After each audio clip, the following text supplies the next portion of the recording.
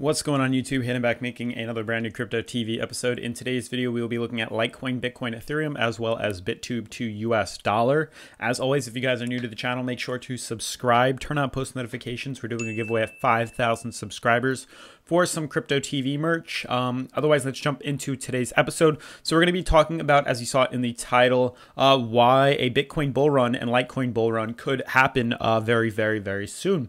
I do have an article I want to show you guys, as well as doing some technical analysis. But before we begin, I do want to look at the coin market cap, and then we'll continue forward.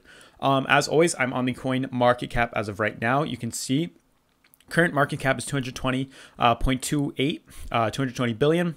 24-hour volume is 13.18, and then Bitcoin dominance is 51.5%. So we are seeing a lower 24-hour volume. So we're seeing a lot of sideways trading. And then we're also seeing a lower Bitcoin, or I think it is about even Bitcoin dominance. So really not much movement in Bitcoin at all the past day or so.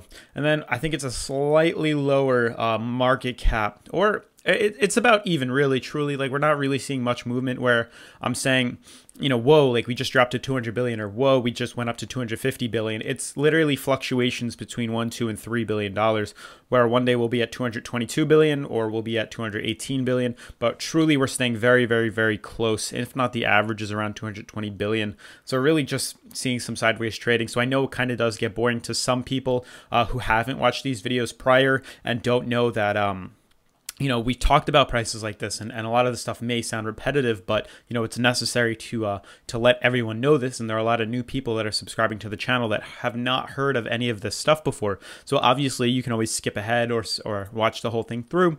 As for what you do and do not want to hear, also, it's only a 10-minute video, so you really don't have much to lose. I'm only asking for 10 minutes of your time. If in exchange for a potential gain on your side, an investment gain, you know, you could definitely make a lot of money using some of the information you could potentially learn from this video. But otherwise, scrolling down to the top 10 cryptos, you can see, I'd like to say 7 out of the 10 are in the red. The only 3 that are up are Bitcoin Cash, Tether, and Monero, and they're really not up by much. Tether is literally just holding on, up 0.03%. Monero up by 0.4%, and then Bitcoin Cash up 1.7%. The other coins are down by 1 or 2%. XRP taking the biggest hit at 5.2% drop, only at around 54 cents. So it's really not seeing much of a drop, considering it did have a massive run up, almost triple what it was currently trading at. I think it was down to around like 20 cents, and it's now up to 54 cents. So a very massive spike we saw, and we even seen it going all the way up to 80 cents. So a big correction did happen. Otherwise, looking at the rest of the coins, we're really seeing not much movement at all. Literally a lot of red, a lot of green, just another sideways day. You can see Delta coin is up 12%, taking a pretty big leap in today's bearish market.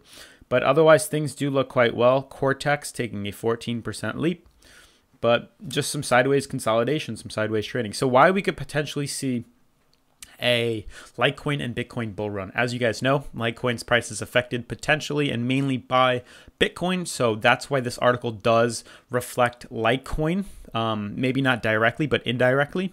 It says, this is on bitcoinexchangeguide.com. It's a very good website. It says Bitcoin investment portfolio diversification to attract institutional investors per Western Carolina University study. So it basically talks about, at this campus, Western University, that Bitcoin is now going to be concluded as an investment option, especially for those seeking to diversify their portfolio. Matter of fact, the duo sees the crypto giant as attractive because of its low correlation with equities market. So that is a good reason to be so diversified, because it doesn't reflect stock and ETFs and things of that nature. Now, there could be some sort of correlation. That's why it's saying a low correlation, but there definitely can still be a correlation where when we see the stocks go up, Bitcoin may drop. And vice versa, when the economy does bad, we may see money move into Bitcoin as that goes up, because people want to be more in control of their money and less of the inflation on the US dollar or whatever currency you have in your country. It says the goal of the study was to examine Bitcoin's history up until halfway through 2018 and form a comparison analysis in which a giant would be assessed against traditional asset classes, the Dow Jones, S&P 500, NASDAQ, the Russell 2000, and gold, to name a few. When trying to create the comparison, both authors found it to be rather difficult, namely because of Bitcoin's volatile nature and very low liquidity, but still managed to obtain some results. It says a little on the portfolio theory and correlation asset classes. So basically, like, each individual security within investors' portfolio contributes to total portfolio variance. Depending on its co-movement with other assets the investors chooses to hold in the portfolio. It says it was found that positively correlated assets ended up with negative effects and vice versa. Therefore, it is ideal to invest in assets that have no relationship whatsoever. So that's what he's saying. Like, if they correlate in some way, it could have a negative impact where your whole investment could potentially take a hit. But the more you diversify and, use a different, you don't just invest in all of the same topics. Same thing with stocks too. Don't invest all into healthcare. Invest into healthcare, invest into business, invest into food industry, all that stuff, gold. This way you can have an extremely diverse portfolio. That's what I recommend you guys to do with cryptocurrencies. Don't put it all in one coin. Invest it in all of them, and potentially over the year, you should see that slowly start to rise. And if one gets affected, at least your whole portfolio won't get affected. But one thing that stood out to me was the fact that in this article, they classified Bitcoin as an asset. I know a lot of you guys probably, when we were definitely seeing the bullet bearish market, were considering this a liability, especially for those who invested at the top. But it's saying in understanding whether Bitcoin deserves to be considered an asset class of its own, the duo, which was the two people who made this article or the study, said they compiled blah blah blah excess returns to each traditional asset class and the cryptocurrency. They took the correlation between traditional assets and Bitcoin to see whether association exists. As mentioned, the researchers did not see much association or correlation between Bitcoin cryptocurrency and the stock market, so with stocks and gold. So furthermore, they assessed each assets, performed levels only to find that Bitcoin beat them with a 31-quarter average weekly excess return of 4.28%. Simply put, Bitcoin has the ability to give investors an annual return rate of over 200%. So that's a very high percentage gain over a year. So definitely look into that. That has a lot to do with making some good profit, especially in the long term. We're talking long term, not short term, day or two flip and make a lot of money. It's saying the problem, as we might have all witnessed, is Bitcoin's high variance, so its volatility, which measures the degree of risk of an investment.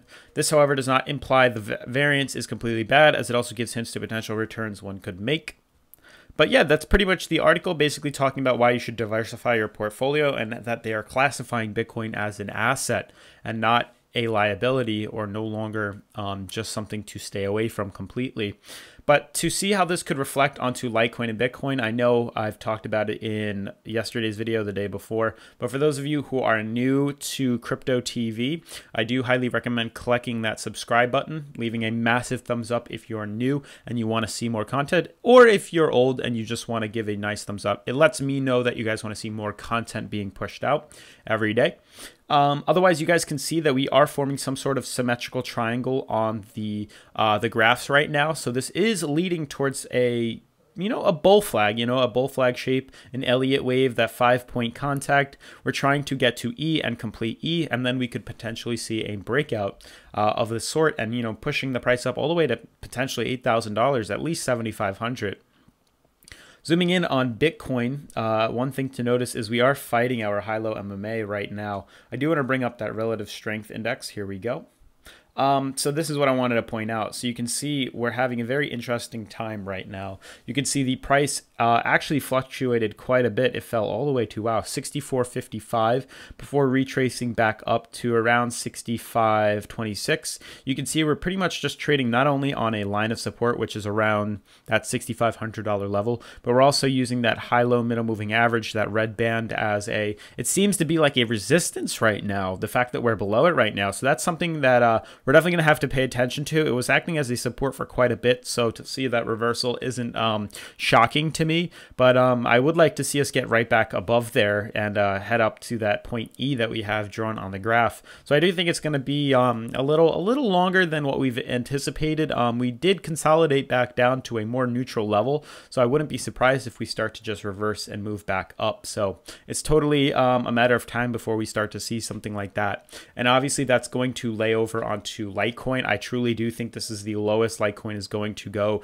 in the next couple of days. I think that is rock bottom. I think it's going to start to move right back up. We should expect to see, you know, that $62.90, $63 Litecoin within the next couple of days very quickly. And once we reach this line of resistance right here, we may intend to trade sideways, you know, to kind of complete this ascending triangle. And if things trade lightly or trade positively, we should see a break up to the upside, you know, looking at a $66 to $70 Litecoin. If things do break bearish, we could see a nice retracement all the way down to $55. But we'll obviously talk about that as we approach the end of the ascending triangle. One thing that shows me that we could be leading more towards a positive movement is the fact that we are still above the high-low MMA, which gives me a lot more assurance that we should trade, you know, on the upside and not necessarily a bearish movement downwards. Lastly, let's wrap things up with Ethereum for the blue chip cryptos, the top three. As you guys can see, just some consolidation at the moment. We may potentially start to head back down and actually use the top of this downtrend as a support right now instead of as a resistance. We could use it as a support to bounce up off of it, and we could just trade above it.